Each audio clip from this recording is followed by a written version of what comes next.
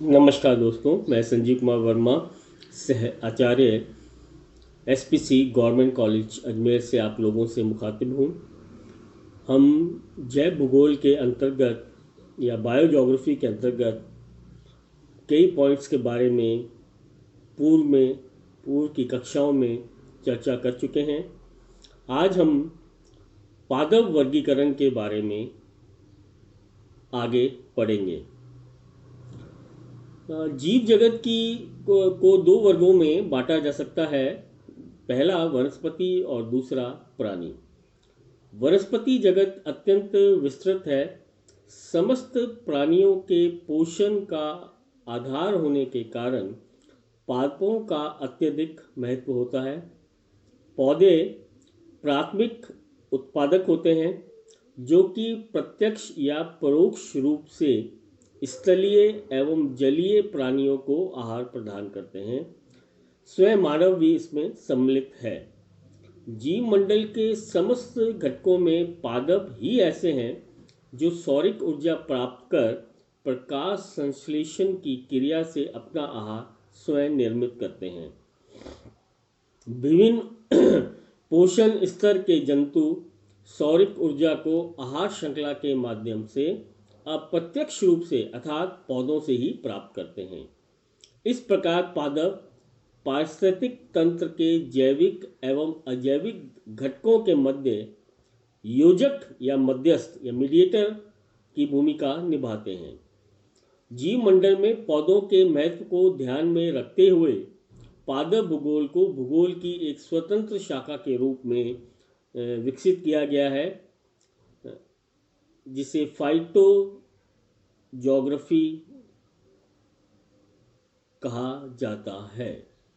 समय की किसी निश्चित अवधि, जैसे उत्तर हिमानी युगीन वनस्पति, किसी प्रदेश जैसे ब्रिटिश वनस्पति या ब्रिटिश समूह की वनस्पति, अथवा किसी आवास जैसे बालुका स्तूप वनस्पति की समस्त वनस्पति या पादप जीवन को वनस्पति जात या फ्लोरा कहते हैं।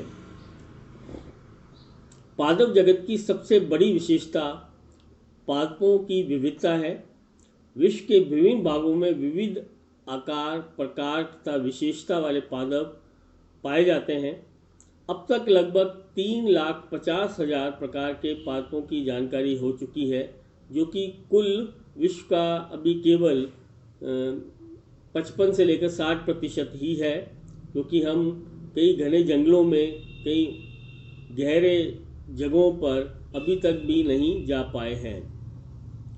तो आकार, संरचना, कार्यकलाप आदि की दृष्टि से पादपों में विश्व स्तर पर इतनी विविधता होती है कि पादपों का कुछ विशिष्ट वर्गों में विभाजन करना संभव नहीं है।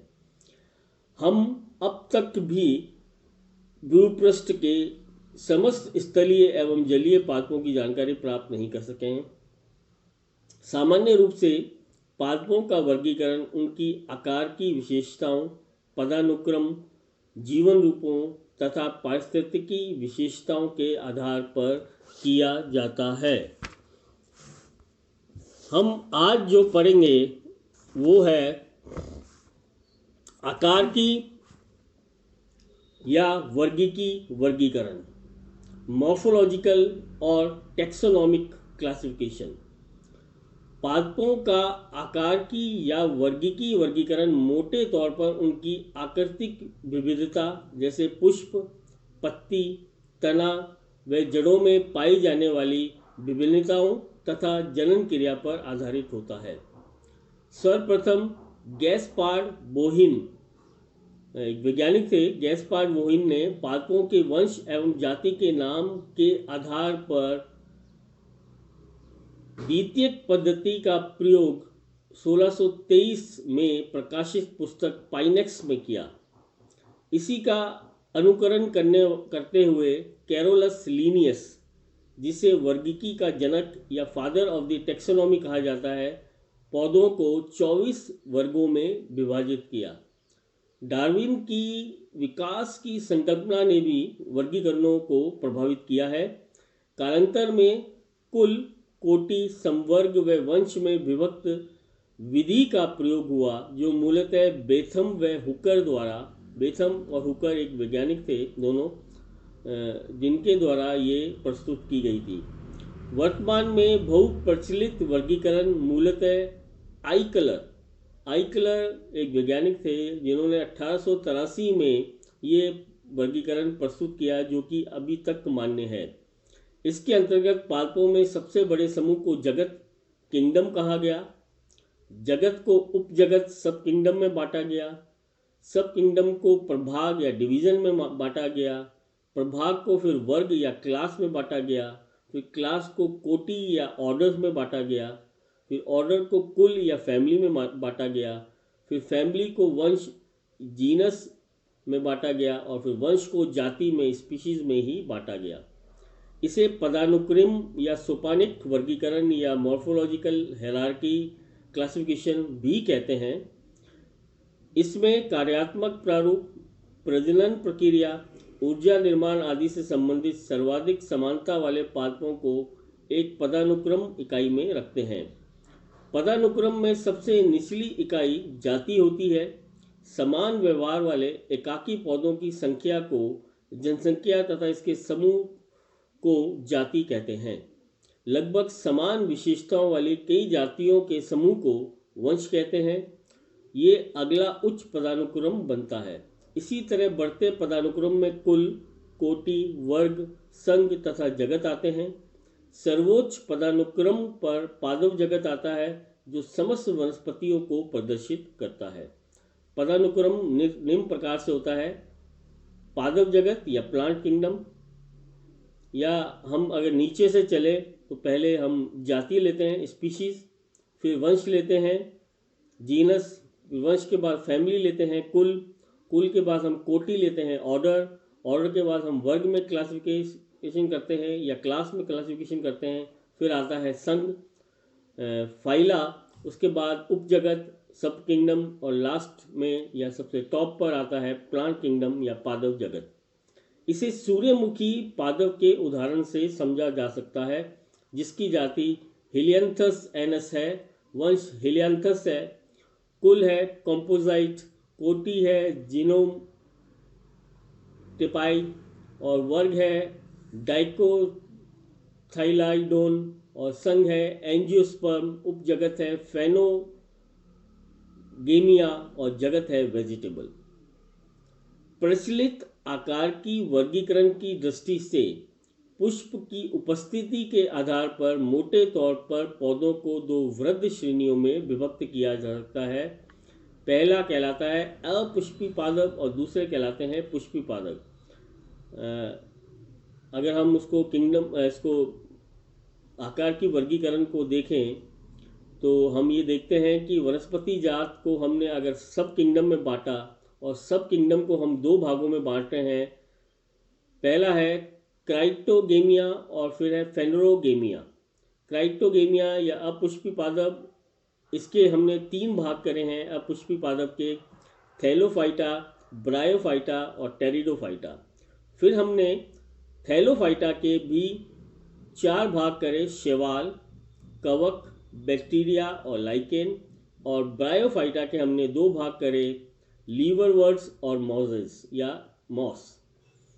इसी प्रकार दूसरा जो भाग है सब किंगडम का, वो कहलाता है फेनरोगेमिया या पुष्पी पादप। पुष्पी पादपों को हम दो भागों में बांटते हैं: जिम्नोस्पर्म्स और एंजियोस्पर्म, मतलब अनावृत बीजी और आवृत बीजी।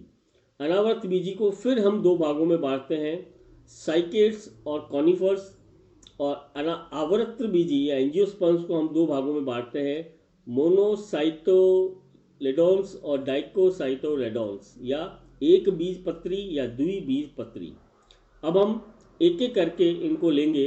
पहले हम लेते हैं अपुष्पी पादप या क्रिप्टोगेमिया। ऐसे पादप अल्प विकसित या अविकसित होते हैं। इनमें पुष्प तथा बीज नहीं होते हैं, अतः ये संतति का जनन अपने अंदर छिपे बीजाणुओं से करते हैं। इस तरह के पादपों की समस्त जनन प्रक्रिया शरीर में अंतर्निहित होती है। इनकी आंतरिक संरचना अत्यंत सरल होती है इन्हें 3 उपभागों में विभक्त किया जा सकता है। पहला है थैलोफाइटा, दूसरा है ब्रायोफाइटा और तीसरा है टेरिडोफाइटा। पहले हम थैलोफाइटा की बात करते हैं। थैलोफाइटा क्या है? ये निम्नतम श्रेणी के पौधों का एक समूह है। इन पादपों का शरीर अत्यंत साधारण होता है। इनमें जड़, तना व पत्ती विकसित नहीं होती है। एक कोशिकीय से लेकर बहुकोशीय पादप तक इस समूह में आते हैं। थैलोफाइटा समूह के 4 उपभाग है और ये उपभाग है शैवाल, इसे या एल्गी जिसको आप कहते हो, ये सूक्ष्म पादप होता है जिसकी संरचना सरल होती है। ये स्वपोषी होते हैं तथा प्रकाश रसायन क्रिया द्वारा ऊर्जा प्राप्त करते हैं। शैवाल प्राय समुद्र, नदी, तालाब, नमी युक्त दीवारों व मृदा में मिलते हैं। रंगों एवं संचित भोज्य पदार्थों के आधार पर इनके अनेक प्रकार हैं। वॉलवॉक्स, नॉस्टॉक, फ्यूकस, यूलोथ्रिक्स आदि इसके कुछ प्रमुख उदाहरण हैं। दूसरे प्रकार के थैलोफाइटा के वर्ग है वो है कवक या फंगी। इनमें क्लोरोफिल के अभाव के कारण प्रकाश संश्लेषण नहीं होता है, अतः ये अपने पोषण के लिए अन्य जीवों के उत्पादों पर निर्भर करते हैं। ये परजीवी अथवा मृतजीवी होते हैं तथा सर्वत्र मिलते हैं। पेनिसिलियम, म्यूकर, राइजोपस और कुकुरमुत्ता आदि इसके प्रमुख उदाहरण हैं। तीसरे प्रकार के थैलोफाइटा वर्ग में आते हैं बैक्टीरिया। ये एक कोशिकीय जीव होते हैं जो कि लगभग सर्वत्र उपस्थित रहते हैं। इनमें दृढ़ कोशिका भित्ति का आवरण होने के कारण इन्हें पादप जगत में रखा जाता है। ये अति सूक्ष्म तथा सरल होने के साथ साथ ही कोशिका विभाजन द्वारा संतति जनन करते हैं। ये स्वपोषी तथा परपोषी दोनों ही प्रकार के होते हैं। राइजोबियम, एजोटोबैक्टर आदि इसके प्रमुख उदाहरण हैं। और चौथे प्रकार के जो थैलोफाइटा वर्ग में पादप आते हैं वो कहलाते हैं लाइकेन। इसमें शैवाल एवं कवक एक सहजीवी संबंध में जुड़े रहते हैं। इस समूह के पादपों का अधिकांश भाग कवक का बना होता है तथा बीच बीच में शैवाल होते हैं। शैवाल आहार का निर्माण करते हैं तो कवक लाइकेन के शरीर की रचना करते हैं। ओसनिया बारबेटा इसका प्रमुख या इसका अच्छा उदाहरण है। अगले जो वर्ग आता है वो कहलाता है ब्रायोफाइटा। इसमें थैलोफाइटा की अपेक्षा अधिक विकसित व उच्च श्रेणी के पादप आते हैं। इनमें जड़ों के स्थान पर मूलाभास या राइजोइड्स होते हैं जो अवशोषण में सहायक होते हैं। ये अधिकतर स्थलीय पादप होते हैं जो प्राय छायादार व नम स्थानों पर उगते हैं। इन्हें भी 2 संवर्गों में विभाजित किया जा सकता है। पहला संवर्ग है लीवरवर्ट्स। ये निम्न श्रेणी के ब्रायोफाइट्स हैं। मार्केंशिया इसका सबसे अच्छा उदाहरण है। और दूसरा मॉस या मोजेस, ये उच्च श्रेणी के बायोफाइट्स है। और फ्यूनेरिया इसका प्रमुख या सबसे अच्छा उदाहरण है। तीसरा जो वर्ग आता है वो कहलाता है टेरिडोफाइटा। ये उस श्रेणी के अपुष्पी पादप होते हैं जिनमें जड़, तना व पत्तियां पाई जाती हैं।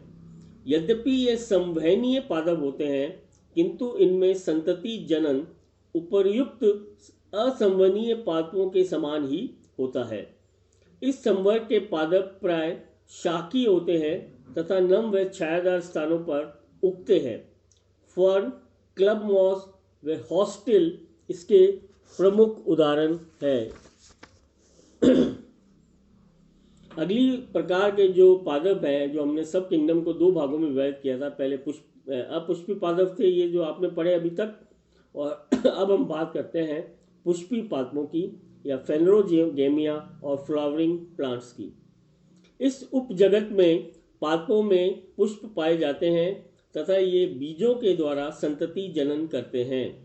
इन संवहनीय पादपों को बीजों पर पाए जाने वाले आवरण के आधार पर 2 संवर्गों में बांटा जा सकता है।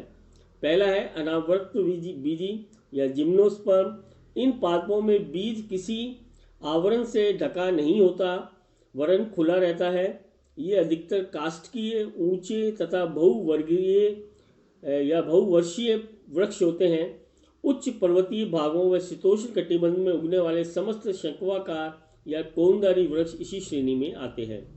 आकार व विकास के आधार पर इन्हें दो उप समूह में बांटा गया है। पहला है साइकेड्स। ये पाम के सदृश छोटे आकार के अशाखित वृक्ष होते हैं जिनमें तने के शीर्ष पर पत्तियों का राज होता है। साइकस, विलियम सोनिकिया आदि इसके प्रमुख उदाहरण हैं। और दूसरे प्रकार के जो अनावृत बीजी पादप हैं वो कहलाते हैं कॉनिफर्स। ये बड़े आकार के शाख युक्त वृक्ष होते हैं और पाइनस इसका सबसे अच्छा उदाहरण है। अनावृत बीजी हमने अभी पढ़ा और अब हम बात करेंगे आवृत बीजी या एंजियोस्पर्म्स पौधों की या पादपों की। इस श्रेणी के पादपों में बीज आवरण से ढका रहता है।